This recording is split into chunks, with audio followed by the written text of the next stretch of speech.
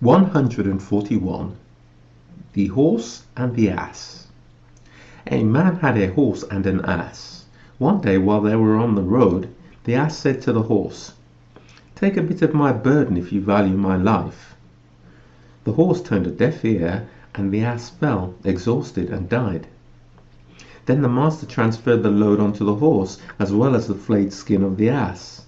The horse sighed and said, "Ah, I don't stand a chance. Alas, what has befallen me? Because I didn't want to carry a light load, now here I am carrying it all, even the skin as well." This fable shows that if the strong stand by the weak, they preserve each other's lives. 142. The Horse and the Soldier.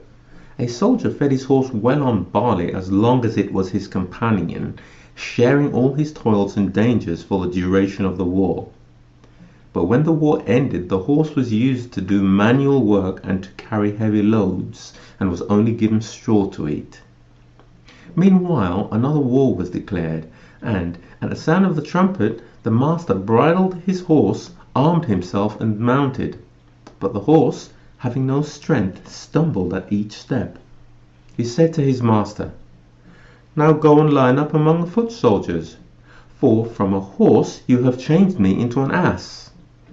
How do you expect me to change back from an ass into a horse again?" In times of security and ease, misfortunes should not be forgotten. 143. The Reed and the Olive. The reed and the olive tree were arguing over their steadfastness, strength, and ease. The olive taunted the reed for his powerlessness and pliancy in the face of all the winds. The reed kept quiet and didn't say a word.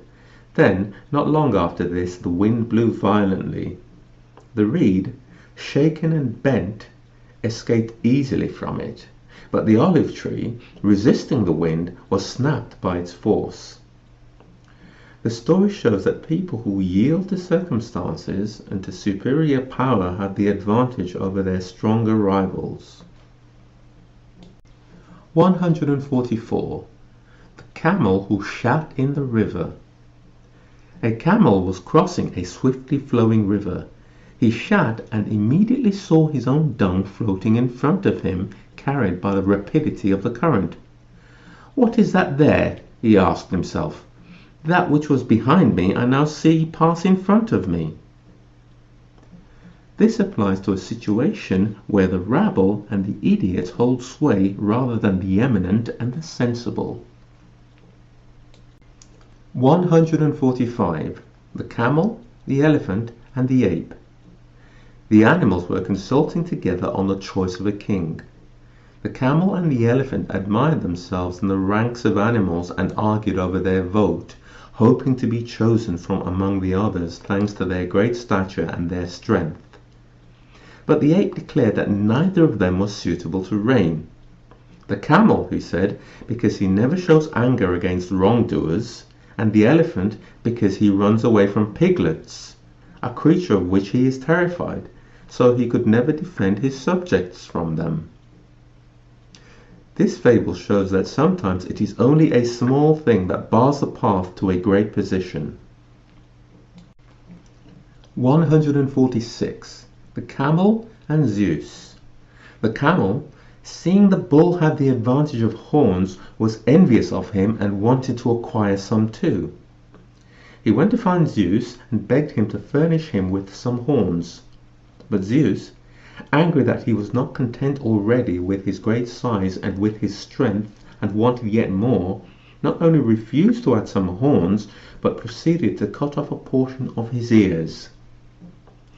So it is that many people, through greed, look upon others with envy, not realizing that they are losing their own advantages. 147. The Dancing Camel. A camel who was forced to dance by his master said, "It is not only when I dance that I lack grace, I even lack it when I walk." This fable could apply to all acts bereft of grace. 148. The Camel, seen for the first time. When they first set eyes on a camel, men were afraid. Awed by its huge size, they ran away. But when, in time, they realized its gentleness, they plucked up enough courage to approach it. Then, gradually realizing that it had no temper, they went up to it and grew to hold it in such contempt that they put a bridle on it and gave it to the children to lead. This fable shows that habit can overcome the fear which awesome things inspire. 149. The Two Scarab Beetles. A bull grazed on a little island, and two scarab beetles nourished themselves on his dung. As winter approached, one of them said to the other that he thought he would cross over to the mainland. He said he would chance it and go and spend the winter across the strait. If he found plenty of food there, he would bring him some. He pointed out that there would be more for the other beetle to eat if he were alone. So the beetle flew across the water to the mainland, where he came across many fresh dung droppings. He settled himself down on them and began to eat heartily. The winter passed, and he flew back to the island. His friend, seeing him so fat and healthy, reminded him of his promise and reproached him for never coming back for him. But the selfish beetle replied, "Oh, don't blame me. It's simply the nature of the locality, you know. True, you can find enough to live on there, but you just can't bring it back with you." One could apply this fable to those who are superficial friends, entertaining in company, but hopeless at being any help otherwise. 150. The Crab and the Fox.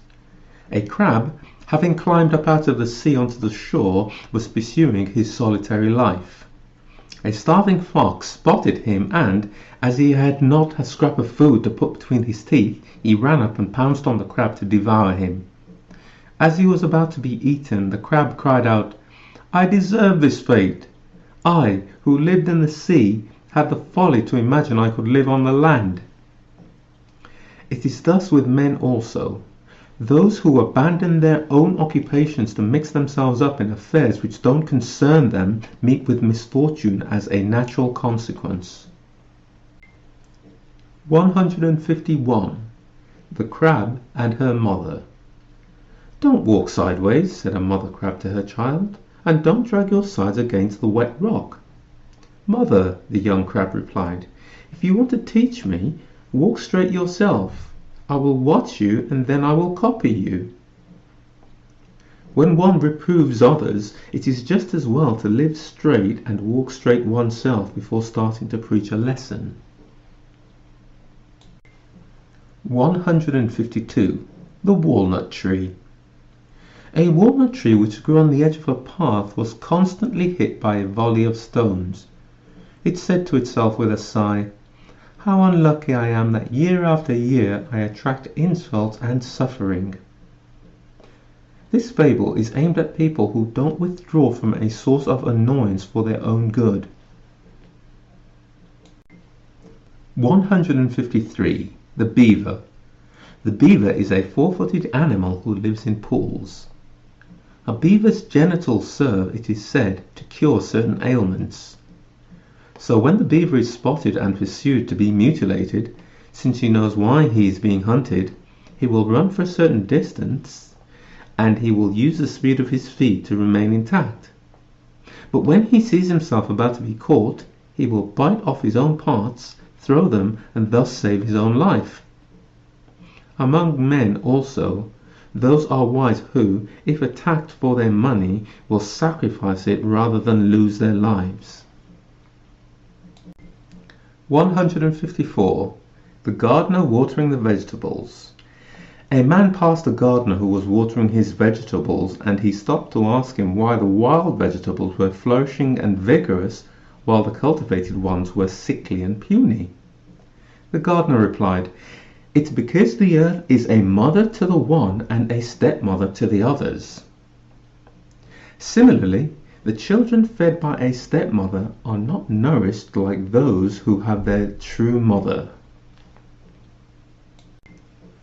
155. The gardener and the dog. The gardener's dog had fallen down a well. Wanting to save it, the gardener went down the well himself. But the dog, imagining that the gardener was going to push him down even further, turned around and bit him. The gardener, in pain from this wound, climbed out again, saying, "It's all the same to me. Why should I put myself out to save the beast when he wants to perish?" This fable is addressed to those who are ungrateful and unjust. 156. The Guitar Player. A guitar player, devoid of talent, sang from morning to night in a house with thickly plastered walls. As the walls echoed with his own sounds, he imagined that he had a very beautiful voice. He so overestimated his own voice from then on that he decided to perform in a theatre. But he sang so badly on the stage that he was driven off it by people throwing stones. Thus, certain orators who, at school, seem to have some talent, reveal their incompetence as soon as they enter the political arena. 157. The Thrush. A thrush was pecking berries in a myrtle grove and, infatuated by their sweetness, was unable to leave it. A fowler observed her satisfying herself there and caught her in a lime trap. Then, as she was about to be killed, the thrush said, "Wretch that I am! For the pleasure of eating I deprive myself of life." This fable is directed at the debauched who are lost in pleasure. 158. The Thieves and the Cock. Some thieves who broke into a house found nothing there but a cockerel. They took it and went away. As he was about to be sacrificed by them, the cock begged them to release him, pleading that he was useful to men in rousing them by night for their work. "All the more reason to kill you," they said, "for by waking men up you prevent us from thieving." This fable shows that the more you thwart the bad, you render service to the good. 159. The Stomach and the Feet. The stomach and the feet were arguing over their strength. The feet constantly alleged that they were much superior in strength because they carried the stomach. To this the stomach replied, "But my friends, if I don't provide you with nourishment, you won't be able to carry me." Thus it is with armies. Generally speaking, numbers count for nothing if the commanders are not sensible. 160. The Jackdaw and the Fox. There was once a jackdaw suffering from hunger who sat for ages on the branch of a fig tree. He had seen that the figs were still green, so he decided to wait for them to ripen. A fox saw him sitting there endlessly and asked him the reason. Upon hearing why, the fox said, "You've got it all wrong, friend. You're just living off hope. Hope feeds illusions, but not the stomach." This fable applies to the covetous.